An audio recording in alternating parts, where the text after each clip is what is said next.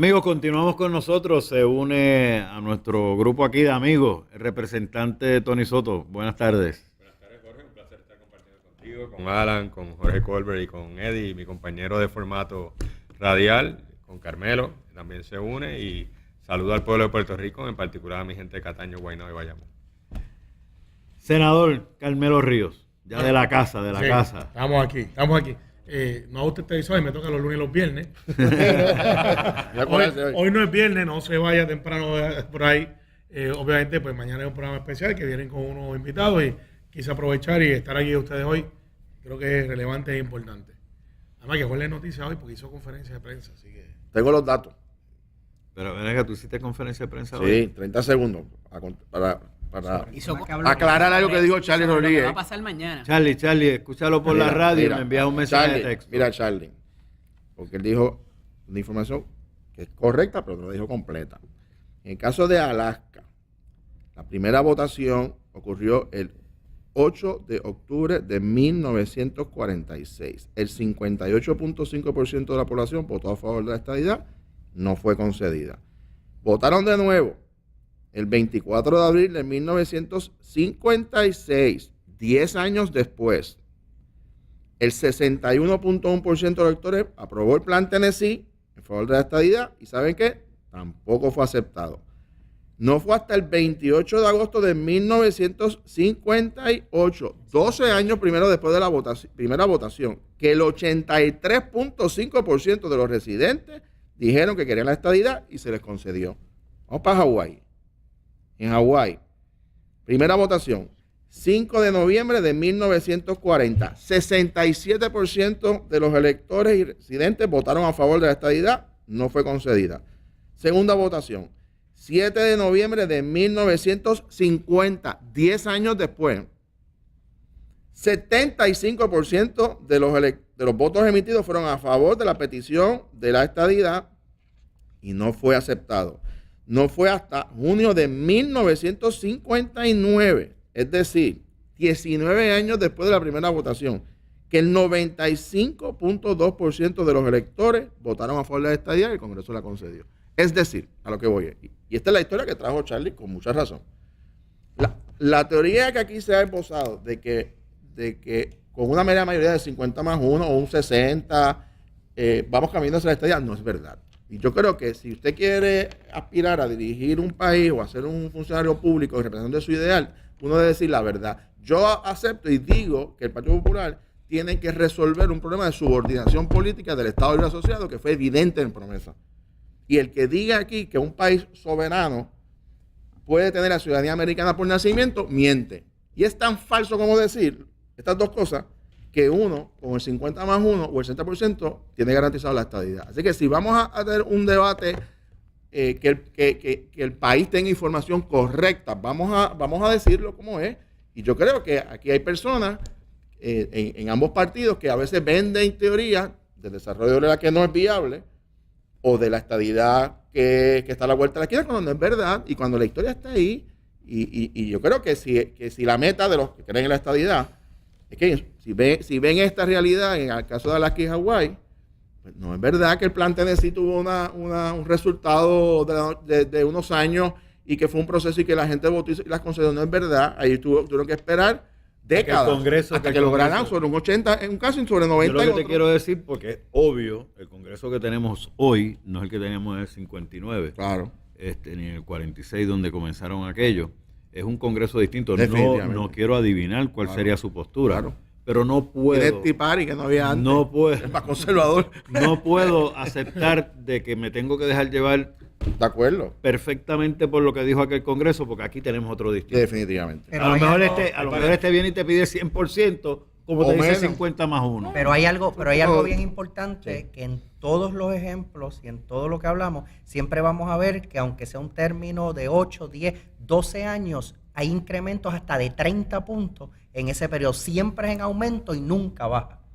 O sea, que siempre ya a la etapa que va Puerto Rico, que ya estamos en el 60, 61, 62%, ya lo que va a continuar es, si puede tomar 3 años, 5 años, 10 años, 15 años, es que va a ir en aumento hasta que podría consolidarse en un 90%, como ha sido siempre. Hay varias pero cosas ¿qué que por ciento? Podría ser, pero también la ¿Qué por realidad ciento de va a ser Alan, aceptable? que en Sí, el pero- caso, por ejemplo, de Alaska y de Hawái, brevemente, Pero que eso no lo sabes ahora. Es Porque que, hasta que el Congreso es no que, te lo diga. es que ellos pasaron un número de años como territorio incorporado, lo que dice es cierto, pagando contribuciones sin representación.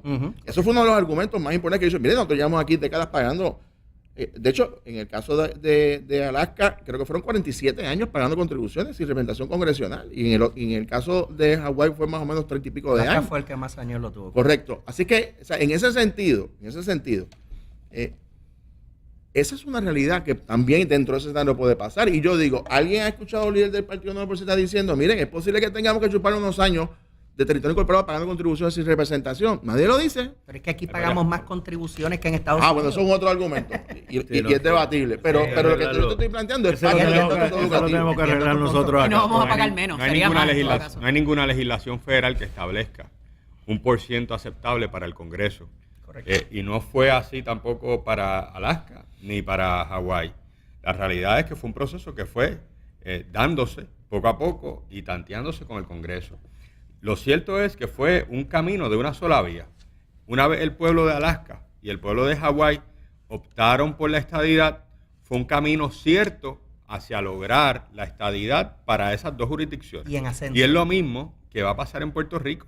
Puerto Rico ya votó en el 2012 claramente a favor de la estadidad. Eso fue ilegítimo. Indistinto de los argumentos que puedan esbozar los compañeros de panel, la realidad es que cuando haya un nuevo proceso y se determine que Puerto Rico sí quiere ser admitido como Estado de la Nación Americana, va a ser un proceso de una sola vía dirigido hacia la estadidad, donde la república más democrática del mundo no le va a quedar remedio de tener que actuar sobre la decisión de los 3.4 millones de ciudadanos americanos que tienen una isla del Caribe confinada con menos derechos que hay en otras repúblicas que ellos pretenden ayudar.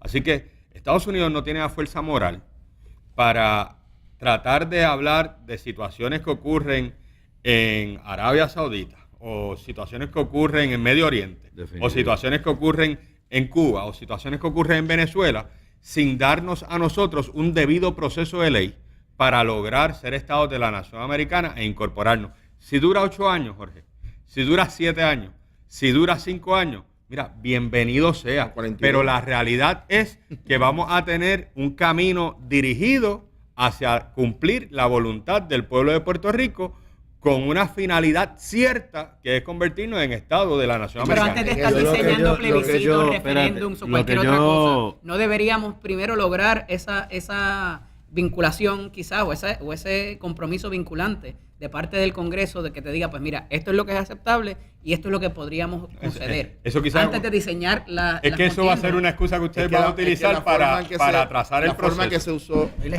es anteriormente una. fue Estadidad es bajo el territorio incorporado, que lo entran primero para pagar contribuciones. Por eso nosotros hemos planteado que es un proceso irreversible y en eso tú tienes toda la razón. Una vez comienza, tú das ese paso, no puedes echar para atrás. Por eso lo de los porcientos es importante, Tony. Te voy a explicar por qué. Porque el Congreso no va a conceder la estadidad con un 51%. Porque y prácticamente en Puerto Rico, en 6 meses, ese 51 se puede convertir en 49.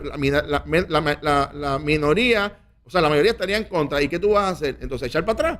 O sea, aquí Estados Unidos tuvo una guerra civil para dividir la unión. O sea, aquí hay que ver que también el Congreso, y tiene una historia, esto es un país, o sea, Estados Unidos tuvo una guerra para crear su propia nación y tuvo no solamente guerra contra Inglaterra, luego una guerra civil interna para mantener la unión de los estados. Y que venga a Puerto Rico y decirle, mire, deben estar ya con 51%, ahora si en 3 años pues, resulta que bajo a 49 y me arrepiento, me voy. Te va a decir, no señor, exactamente, usted va a entrar, pues usted pague contribuciones adelante, se llama territorio incorporado, ¿sabe? Cuando usted tenga 70, 80, 90 o hasta 100, pues entonces usted tiene su representación congresional. La pregunta aquí es, ¿el pueblo va a estar dispuesto a aceptar eso? Mi impresión es que va a decir que no. Y yo le digo al pueblo que no tengan miedo, Carmelo, porque la realidad es que una vez el pueblo de Puerto Rico sepa que estamos encaminados a la estadidad, hay una certeza para todas las cosas. hay una certeza para cuál es la conclusión. Hay una certeza de inversión en Puerto Rico. Va a haber Hay estabilidad. una estabilidad que se crea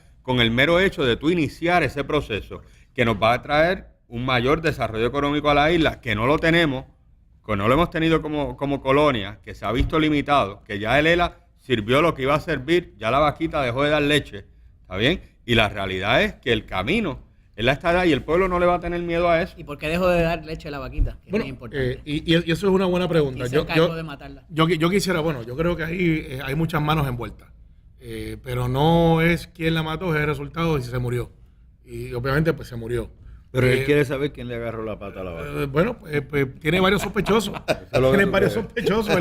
La historia está llena de Que la vaca sospechosos. funcionaba bien hasta hace No, bueno, 20 pero años. aún Muñoz, y yo sé que Ole es un estudioso de la historia, aún Muñoz sabía de que esto era un periodo transitorio.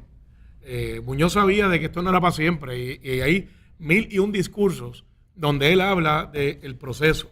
Y entonces está aquel momento, la época histórica que vivía Puerto Rico era si somos o no somos. Ahí entra el viso. Dice, o somos o no somos. Y entonces empieza el debate que al día de hoy, en el 2016, todavía llevamos. Lo único que a diferencia de aquel momento, por primera vez hay una congruencia de que, no por autoinfligación, by the way, es porque nos lo dijeron. Lo que ustedes creen que tenían, no lo tienen.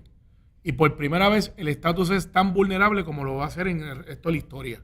O sea, por primera vez tenemos los dos partidos políticos de mayor envergadura, de mayoría, el Partido Popular y el PNP, en acuerdo en algo. Esto hay que resolverlo, pero no para las gradas, como hacemos en las campañas. Es que estamos que resolverlo, pues tenemos una junta encima. Si quieren una radiografía del paciente, si realmente estaba enfermo, ahí está la junta, con médicos, no electos por nosotros, es una reforma que nos ha enviado el Congreso para acá. Porque matamos la vaquita. Bueno, pero entonces ahora tenemos Por una razones opción ideológicas. o otra. O resolvemos o nos quedamos como estamos y seríamos entonces una junta permanente. Eso no se sostiene bajo ningún concepto democrático. El Congreso, en mi teoría, esto no es la posición del PNP, no va a querer eso porque la migración sería tan brutal que le crearía a ellos un problema en el Congreso, en sus distritos congresionales. O sea, nosotros, los puertorriqueños, tendríamos la capacidad, como lo hemos hecho en diferentes distritos, de cambiar la composición electoral en áreas como dominadas por los mexicanos. Ya los hemos ido haciendo. Lo hemos ido haciendo. En Texas. Ya nos estamos yendo a Filadelfia y ya tenemos 3, no teníamos un representante, ahora tenemos 4. Nos estamos yendo a Chicago y ya tenemos 7, 8 senadores estatales. Si vamos a North Carolina y en Georgia tenemos a un jibarito de Puerto Rico que se llama Pedro Marín, que es electo representante allí. Si nos vamos al área de Seattle, ya tenemos 2 en Seattle, Washington. Y lo que quiero decir con esto es, nosotros tenemos la capacidad de ir cambiando ese mapa electoral. Y ahí el Congreso sí le preocupa. Porque entonces el congresista caucásico blanco de Iowa, que tenía que competir con antes alguien que se llamaba Smith, ahora está compitiendo con una muchacha que se llama Mara Candelario, que está allí y que ya salió electa y que vuelve a la reelección y vuelve a la elección buscando el voto hispano. Esto es lo que te quiere decir. Things are changing. ¿Para dónde? Pues nos toca a nosotros decidir. No podemos permitir, y como abogado al fin, el derecho al rogado, esperar que alguien nos baje una sentencia sumaria y diga, aquí está, sin yo plantear mi caso. Puerto Rico tiene que plantear su caso. Y ya yo creo que estamos maduros para plantearlo. Sea el plan Tennessee, el cual yo lo he mirado siempre y creo que es una estrategia. Hay gente que plantea que es de tiempos atrás. Yo creo que sí puede ser un buen cabildero. Pues yo no le pondría representantes electos. Yo reconozco que son cabilderos. Son cabilderos que vamos a mandar allá para que planteen el caso de Puerto Rico. Pero no lo rechazo. Hay otros métodos que tenemos que utilizar para poder atender cómo funciona el Congreso, mediante crisis. El Congreso no resuelve problemas. El Congreso no crea soluciones instantáneas. Cuando se le crea la crisis, el Congreso de los Estados Unidos aprueba mucho menos leyes que lo que nosotros aprobamos aquí. Y en el Senado ni se diga. Presentan muchas más, pero aprueban recuerden menos, que, como digo yo en el campo, esos locos allá no han aprobado los últimos presupuestos. O sea, no se han puesto de acuerdo por el presupuesto. Pero nosotros sí nos podemos poner de acuerdo. Y yo creo que hay que plantearle y crearle la crisis para que esto se solucione de una vez y por todas. Pero es que ya le creamos una crisis en lo económico.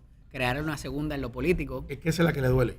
Yo pienso que Carmelo plantea algo que me parece que y yo coincido, en que la presencia o la creación de la Junta de Control Fiscal plantea a los partidos principales, que realmente estamos hablando que que tienen opciones de gobernar, que esta situación hay que resolverla. O sea, yo creo que ningún puertorriqueño que se respete a sí mismo entiende que la forma atropellada y como se creó una junta de control por encima del gobierno de Puerto Rico, sin el consentimiento de los puertorriqueños, es algo que uno puede avalar, porque hasta los propios estadistas han expresado indignación en ese sentido, y yo lo felicito en ese sentido, porque no es correcto la forma en que se hizo, y tampoco puede ser la actitud, me parece a mí, de confrontación, de caerle a tiros y a pedras aquí,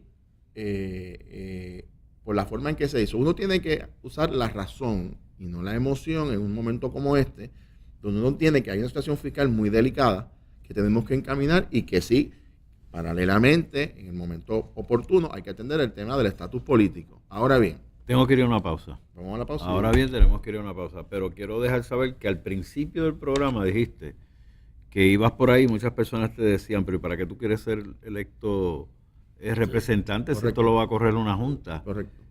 Necesitamos personas electas que sean buenos y firmes para que lleven a la junta por donde queremos que Puerto Rico vaya, independientemente de que tú creas en el Estado Libre Asociado, mejorado, soberano, la estadidad, la independencia, Y te voy a la decir, marihuana, y te todo lo que voy tú a quieras. decir- Eso es lo que Y necesitamos. te voy a decir, porque precisamente en el día de hoy, la conferencia de prensa que hizo el compañero Aníbal José Torres y este servidor, presentamos propuestas de qué nosotros como legisladores vamos a hacer para ayudar a resolver esto, de otra cuota de responsabilidad, porque no es decir, la Junta de Control Fiscal venga a resolver los problemas, no, es que nosotros vamos a hacer allí en la legislatura. Y no es tirarle 4 piedras Claro y que no le no. vamos a hacer Claro. caso Ni y a tampoco todo, estar de acuerdo en todo. a todo lo que yo... Claro, No, claro. claro que no, eso es imposible en la vida. Pero después de la pausa te voy Eso no a pasa ni en tu explicar casa con qué tu cosas mujer. podemos hacer nosotros en Lo- la legislatura para aportar a ese proceso. Lo que yo quiero dejarle saber es que no necesariamente tenemos que estar de acuerdo en cada una de las Claro. posturas, pero tenemos que saber que tenemos que remar todos juntos en la acuerdo. misma Eso es dirección. así. Porque de lo contrario, nos aplastan. Así es. Nos hundimos. Nos aplastan. Tienes una junta que tú no pediste. Claro. Con ¿Ok? todo el poder. Puedes pedirle estadidad, como dice Tony, y acá dice Jorge que vas a tener que esperar un montón de años. ¿Por qué? Porque no tienes el poder. Pues entonces usa la cabeza, rema con ellos y busca el mejor beneficio para nuestro país. Tirándole piedras y criticándole que yo los voy a boicotear y yo no le voy a hacer caso, no llegas ni a primera, como dicen en béisbol, y vamos a una pausa que el señor director me va a matar. Regresamos en breve.